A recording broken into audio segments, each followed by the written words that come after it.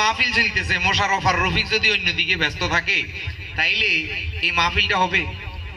এখন মাহফিলের সময় যেহেতু এইদিকে ফলো রাখতে দিব, ঠিক না? এখন এই মুহূর্তে যদি আমি বিরিয়ানি খুঁজি, কেউ আমার বিরিয়ানি দিব? ইয়েনে বিরিয়ানি আছে, বিরিয়ানিটার জায়গা যাইতেই হবে।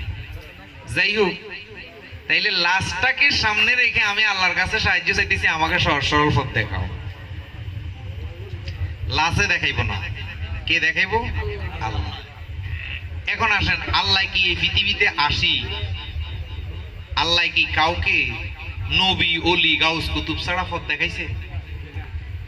তাহলে নবী অলির মাধ্যমে আমরা সহজ সরল পথ পেয়েছি, আল্লাহর কাছে চাইয়া লাভ নাই। কেন? আল্লাহ দ্বিতীয় আয়াতে বলতেছে সিরাতাল্লাযিনা আনআমতা আলাইহিম, আমাকে ওই পথে চালাও যাদেরকে তুমি নিয়ামত দান করেছ।